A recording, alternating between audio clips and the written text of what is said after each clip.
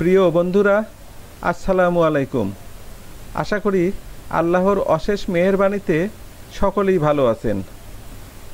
বন্ধুরা, আমরা যখন এমএস এক্সেলে কোনো টেবিল নিয়ে কাজ করে থাকি, তখন আমাদের প্রয়োজন অনুসারে সেই টেবিলের যে কোনো সেলের ডাটা বা টেক্সটের মধ্য থেকে তার কিছু অংশ পৃথক করে নেয়ার জন্য লেফট, রাইট এবং মিড ফাংশন ব্যবহার করা হয়। আর এই পদ্ধতিতে অতি সহজেই সেলগুলোর ডাটা বা টেক্সটের মধ্য থেকে আমাদের চাহিদা অনুযায়ী নির্দিষ্ট সংখ্যক টেক্সট বা সংখ্যা পৃথক করে নিতে পারি। আজকের এই ভিডিওতে দেখতে পাবেন এমএস এক্সেল প্রোগ্রাম ব্যবহার করে খুবই জনপ্রিয় রাইট ফাংশনের ব্যবহার পদ্ধতি। বন্ধুরা, এমএস এক্সেল প্রোগ্রামে আমি আগে থেকেই এই ধরনের একটি টেবিল তৈরি করে রেখেছি, যেখানে কয়েকজন ব্যক্তি বা কিছু পণ্যের আইডি নাম্বার, ক্যারেক্টার ও নাম্বারের সংমিশ্রণে এইভাবে এন্ট্রি দেওয়া আছে।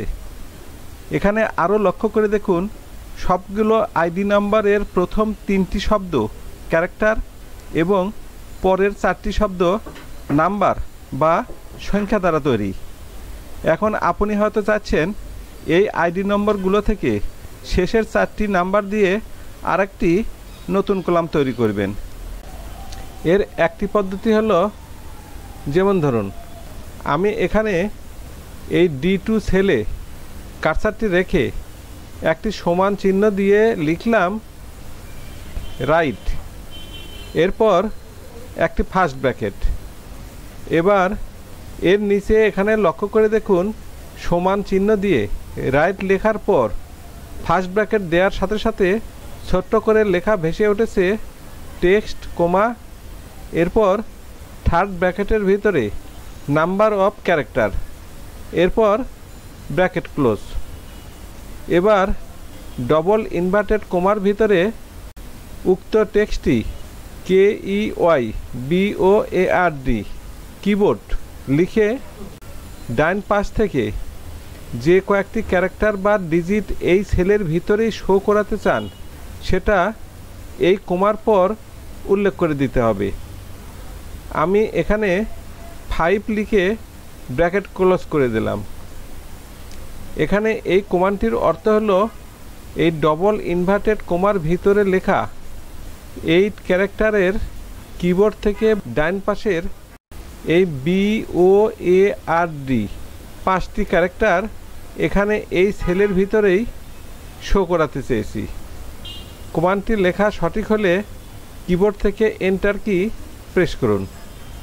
এবার লক্ষ্য করে দেখুন, ডবল ইনভার্টেড কমার ভিতরের লেখা কিবোর্ড এর 8টি ক্যারেক্টারের মধ্য থেকে ডান পাশের এই BOARD বোর্ড 5টি ক্যারেক্টার এই D2 সেলের ভিতরেই শো করছে।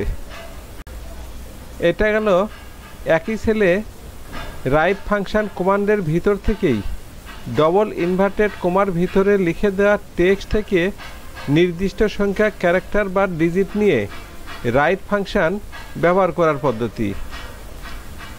এবার দেখাবো ভিন্ন কোনো একটি সেলের লেখা থেকে রাইট ফাংশন ব্যবহার করে কিভাবে অন্য আরেকটি সেলের নির্দিষ্ট সংখ্যা ক্যারেক্টার বা ডিজিট পৃথক করে নেওয়া যায় বা শো করানো যায় সে পদ্ধতি। এই পদ্ধতির জন্য প্রথমে এখানে এই টেবিলটির দিকে লক্ষ্য করে দেখুন, এই বি কলামের এই আইডি নম্বর সবগুলোই 7টি ক্যারেক্টার ও নাম্বারের সংমিশ্রণে তৈরিকৃত আইডি। এখন এই আইডি নম্বরের প্রথম 3টি ক্যারেক্টার এবং ডান পাশের 4টি নাম্বার।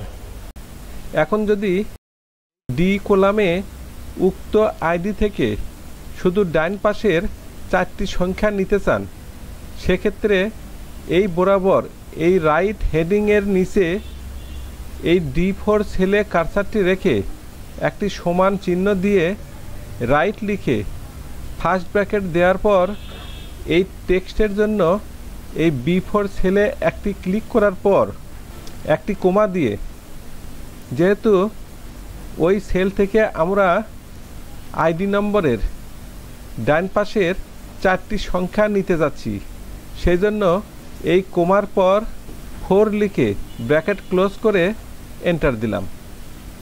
এবার লক্ষ্য করে দেখুন উক্ত B4 সেল থেকে 7টি ক্যারেক্টার ও নাম্বারের মধ্যে থেকে ডান পাশের শুধুমাত্র 4টি সংখ্যা বা ডিজিট এই D4 সেলে চলে এসেছে। এবার এই কমান্ডটি বা ফাংশনটি কপি করে নিচের সেলগুলোতে দিয়ে দিন এবং লক্ষ্য করে দেখুন সবগুলো সেলেই বি কলাম থেকে প্রত্যেকটি আইডি নাম্বারের ডান পাশের অর্থাৎ শেষের 4টি করে সংখ্যা এই ডি কলামের এই রাইট হেডিংয়ের নিচের সেলগুলোতে চলে এসেছে। বন্ধুরা, এতক্ষণ এই ভিডিওতে এমএস এক্সেল প্রোগ্রাম ব্যবহার করে খুবই প্রয়োজনীয় লেফট ফাংশন ব্যবহার করার পদ্ধতি দেখানো হলো। আমি আশা করি ভিডিওটি আপনাদের অনেক উপকারে লাগবে। পরিশেষে বলতে চাই, ভিডিওটি যদি আপনাদের উপকারে লাগে বা ভালো লাগে তাহলে অবশ্যই সাবস্ক্রাইব করবেন, লাইক দিবেন, শেয়ার এবং কমেন্টস করবেন। ধন্যবাদ।